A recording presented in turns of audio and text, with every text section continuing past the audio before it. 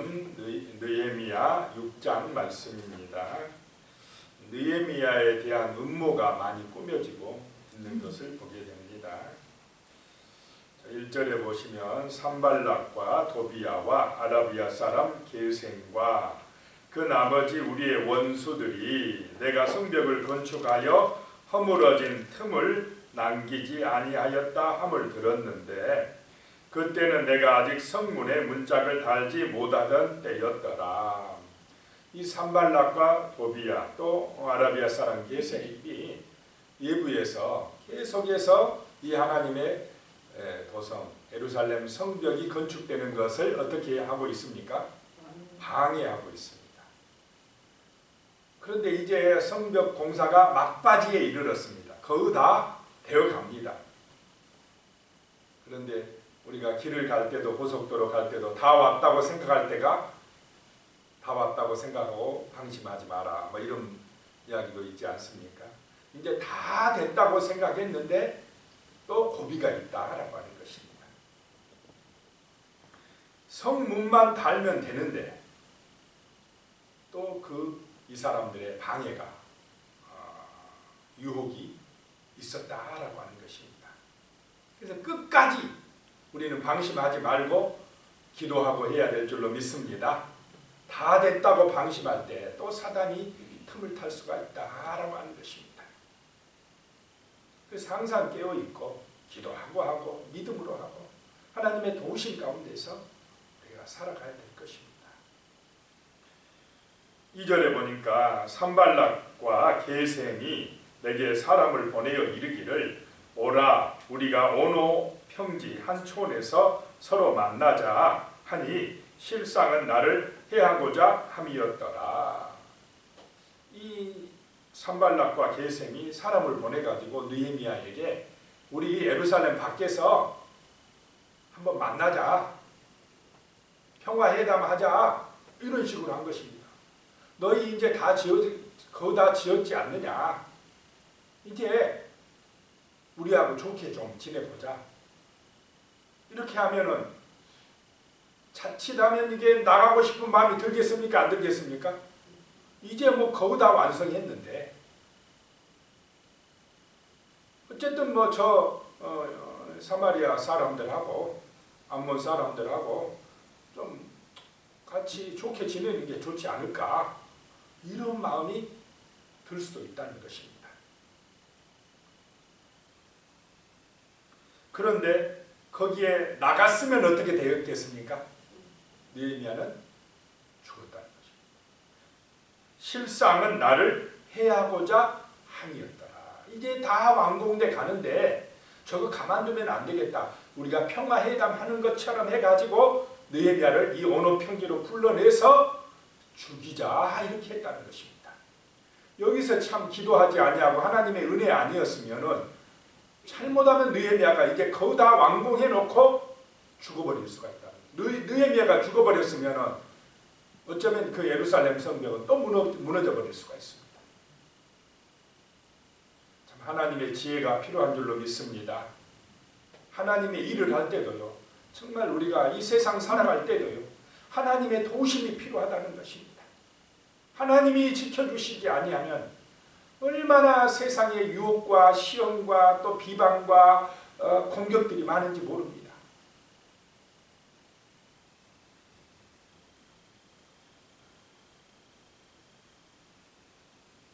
(3절에) 보니까요. 내가 곧 그들에게 사자들을 보내어 이르기를 내가 이제 큰 역사를 하니 내려가지 못하겠노라. 어찌하여 역사를 중지하고 너희에게로 내려가겠느냐 하매.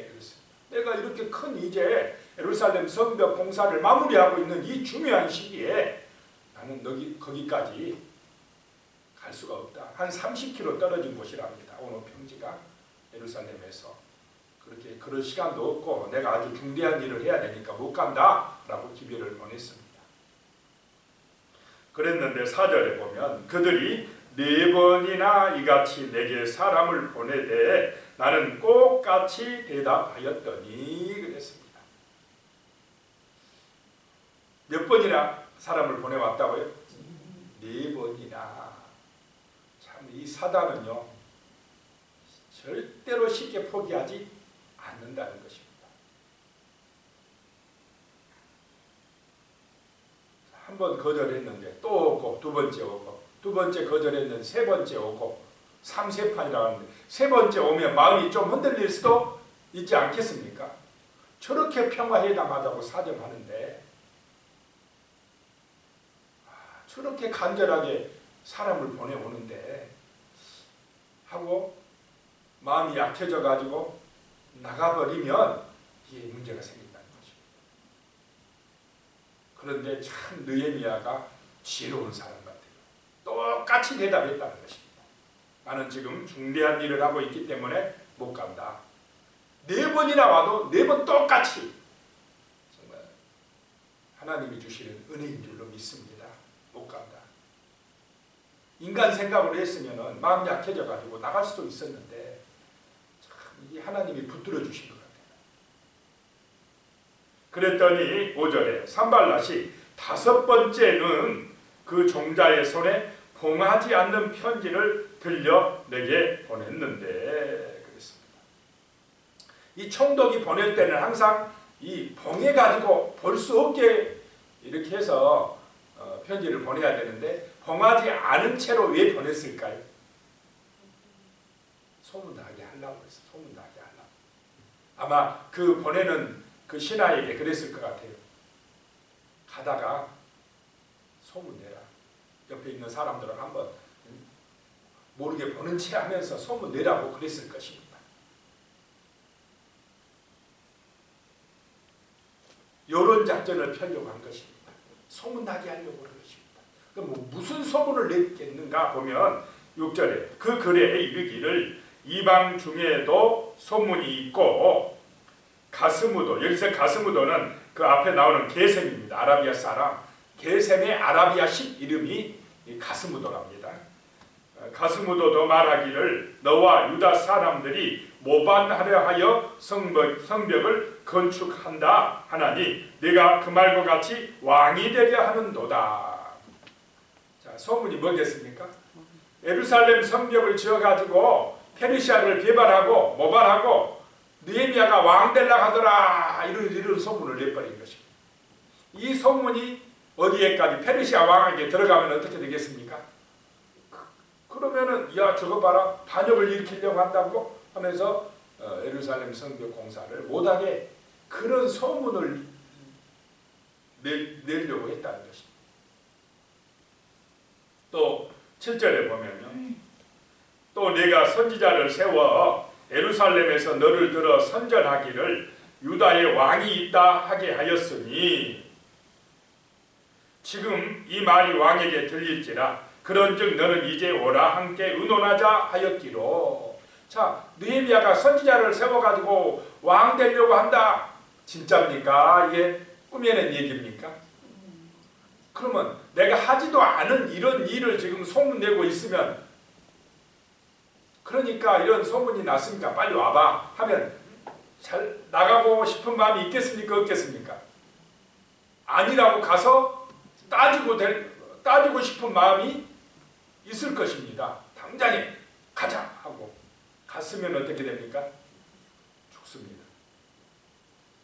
아무리 이렇게요 하지도 않은 일을 대적들은 거짓말로 지어내가지고 소문내고요 사람 죽이려고 그래요.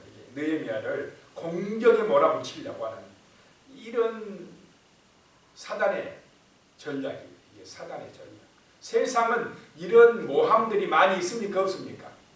굉장히 많아요. 자기들의 어떤 목적을 위해서 자기들의 어떤 정치적인 이익을 위해서 막 말을 만들어내는 경우들이 많습니다. 그러니까 이제 오라. 이 일에 대해서 함께 의논하자. 아니면 와서 아니라고 한번 이야기해봐. 이렇게 끌어내려고 느헤미야를 끌어내려고 지금 작전을 세우고 있다는 것입니다. 8절입니다. 내가 사람을 보내어 느헤미야가 안 가고 사람을 보내어 그에게 이르기를 내가 말한 바 이런 일은 없는 일이요 내 마음에서 지어낸 것이라 하였더니 그렇습니다. 만나가는 것이 참 지혜롭게 행동한 것입니다. 이게 막 꼬투리 잡고 막 거짓말로 지어내가지고 나를 헐뜯는 사람에게 가서 변명하면 통하겠습니까? 오히려 변명거리만 더 많이 꼬투리가 잡힐 가능성이 많습니다. 그냥 아예 말 안 해버린다는 거죠. 그리고 사람을 보내서 그거는 지어낸 말이다. 나는 그런 일 없다. 라고 이야기한 것입니다. 자, 9절에 보니까 이는 그들이 다 우리를 두렵게 하고자 하여 말하기를 그들의 손이 피곤하여 역사를 중지하고 이루지 못하리라 함이라. 이제 내 손을 힘있게 하옵소서 하였노라. 자, 그렇게 하는 이유가 뭐냐?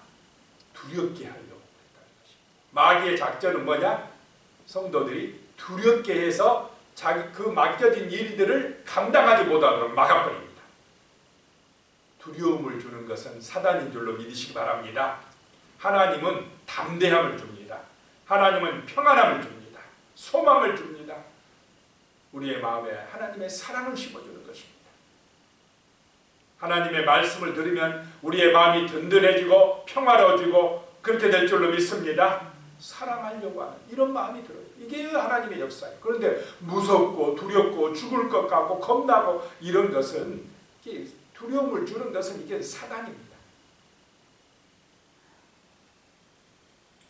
그렇게 해서 하나님이여 힘있게 하옵소서, 내 손을 힘있게 하옵소서. 하나님을 의지하고 믿음으로 나가는 것을 보게 됩니다. 자, 그런 후에 10절에 보니까 이후에 무헤다벨의 손자 들라야의 아들 스마야가 두문불출하기로 내가 그 집에 가니 그가 이르기를 그들이 너를 죽이러 올 터이니 우리가 하나님의 전으로 가서 유에소 안에 머물고 그 문을 닫자. 저들이 반드시 밤에 와서 너를 죽이리라 하기로. 이 스마야라고 하는 사람이 유대의 한 지도자인 것 같습니다. 그런데 늘 이렇게 성벽 공사하는데 나오던 사람이 갑자기 소식이 없어요. 그러니까 궁금하겠습니까? 안 하겠습니까?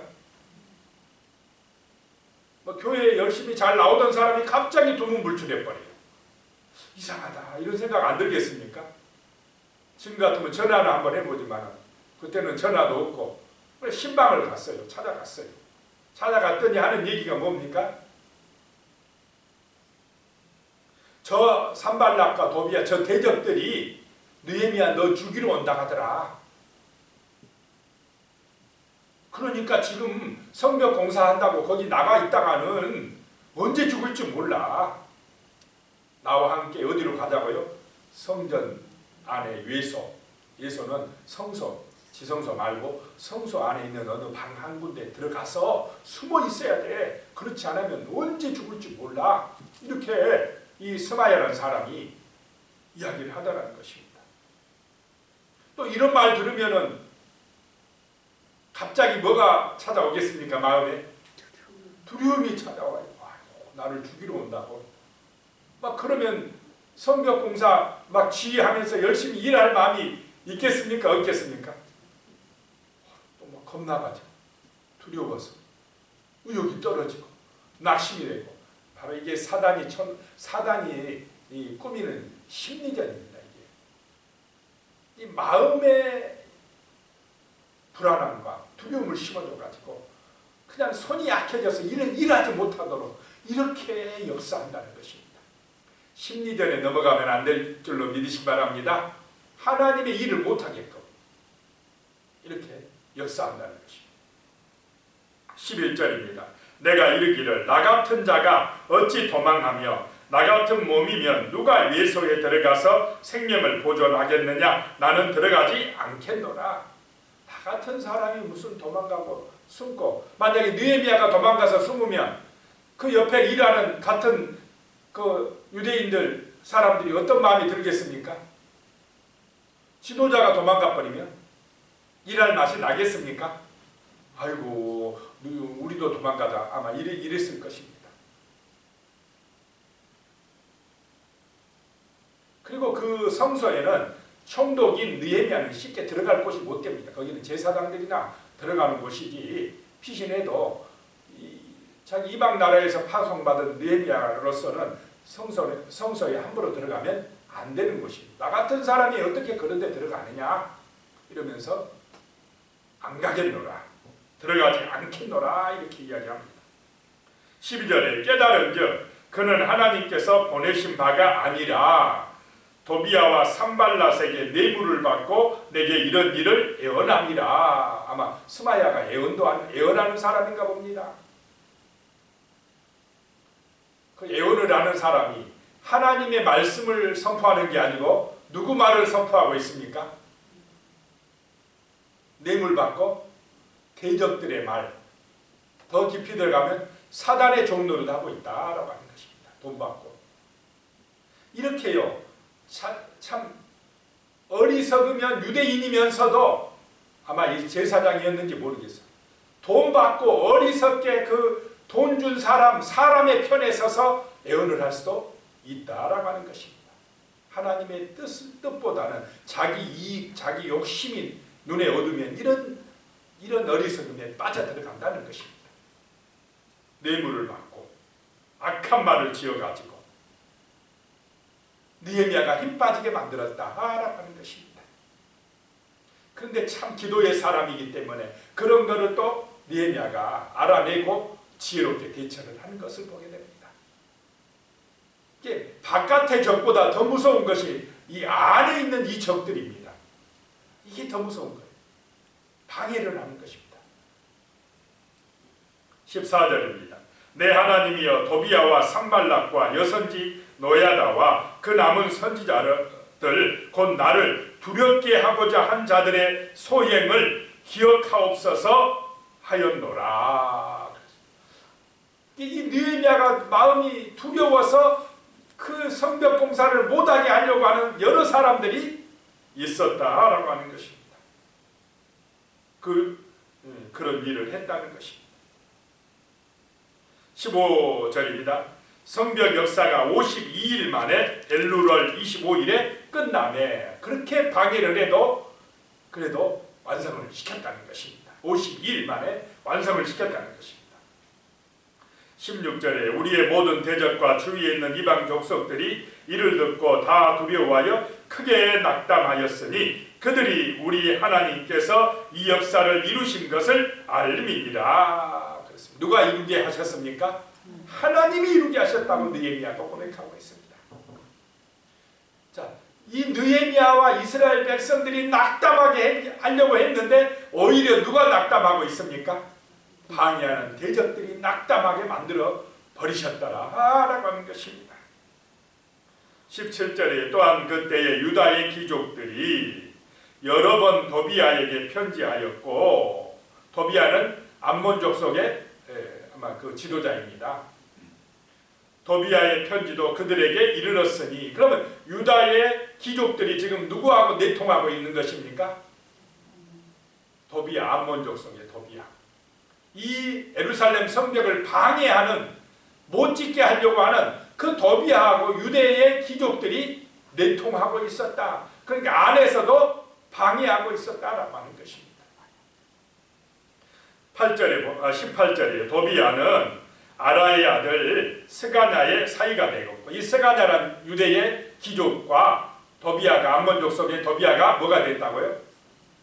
사이. 도비야가 이 스가냐의 사이가 되었고, 그러면 이 유대의 귀족 스가냐는 도비야 편 들겠습니까? 안 들겠습니까? 계속 들고 느헤미야를 방해했다는 것입니다. 또 도비야의 아들 여호하난도 베레가의 아들 무슬람의 딸을 아내로 맞이하였으므로, 이 도비야가 며느리를 또 유대 족속의 무슬람의 딸을 며느리로 삼았어요. 자기는 사이됐고 아들은 며느리로 유대에, 이렇게 이방 사람과 혼인하라고 그랬습니까? 하지 말라고 그랬습니까? 그러니까 앞에 에스라서에 그것 때문에 에스라가 막 굉장히 그냥 화를 내면서 당장에 내보내라고 그렇게 하지 않았습니까? 그런데 또 여기 와서 또 이러고 있습니다. 그래서 유다에서 그와 동맹한 자가 많으니라. 이 암몬 족속 도비야하고 유다 안에 동맹한 자가 많았다라고 하는 것입니다. 또 세상 따라가더라는 것입니다. 뭐 때문에 따라갑니까? 욕심 때문에. 그 세상 권세 자본자하고 적당히 타협하면은 자기도 뭐 권세도 얻고 돈도 많이 벌고, 이런 세상적인 육적인 욕심 때문에 하나님의 그 성이 건축되는 것을 방해했다는 것입니다. 19절에 그들이 도비야의 선행을 내 앞에서 말하고, 도비야 이 방해꾼이 좋은 사람이다, 선행을 많이 한다, 이런 거를 느헤미야에게 자꾸 이야기했다는 것입니다. 또 내 말도 그에게 전하며, 느헤미야 한 말도 갖다 거기다 심어주고 알려주고, 도비야가 내게 편지하여 나를 두렵게 하고자 하였느니라. 자, 유대 안에 하나님도 적당히 믿고 세상도 적당히 믿는 이 사람들 때문에 느헤미야가 성벽 공사에 엄청난 어려움을 당하고 정말 두려운 마음을 들게 하려고 하는 이런 일이 있었다라고 하는 것입니다. 자, 그래도 하나님의 도우심으로 느헤미야가 성벽 공사를 잘 끝냈다라고 하는 것입니다. 기도드리겠습니다. 하나님 아버지, 정말 하나님의 일을 하는 데 있어서 안팎으로 이렇게 방해가 많은 것을 볼 수가 있습니다. 밖의 대적과 또 안의 대적이 이렇게 내통하면서 느헤미야를 두렵게 해가지고 그 성벽 공사를 하지 못하도록 방해하는 것을 보게 됩니다. 하나님 아버지, 정말 우리는 이 땅 가운데 하나님의 나라가 이루어지는데, 이 영적인 생명의 역사가 나타나는데 쓰임받는 진정한 하나님의 종들이 될 수 있도록 도와주시옵소서. 거듭나서 영적인 눈이 열려서 정말로 하나님의 놀라운 역사를 깨닫고 하나님의 뜻이 무엇인지를 알고 말씀에 순종하는 하나님의 자녀들로, 믿음의 용사들로 살아갈 수 있도록 느헤미야처럼 성벽 공사를 세우면서 믿음의 성벽을 세우고 이 땅 가운데 하나님의 영광을 드러낼 수 있도록 도와주시옵소서. 어리석게도 하나님 아버지 육신의 욕심에 눈이 어두워서 하나님 육신적인 그런 이익만을 생각해서 세상과 짝하여서 하나님의 역사를 방해하는 마귀의 그 속임수에 넘어가는 그런 어리석은 사람들이 되지 않도록 도와주시옵소서. 우리가 영적으로 깨어있게 하여 주시고 말씀을 통해서 진심으로 하나님의 뜻을 깨닫고 믿음으로 승리하는 천국의 백성들이 될 수 있도록 도와주시옵소서. 예수님의 이름으로 기도드리옵나이다. 아멘.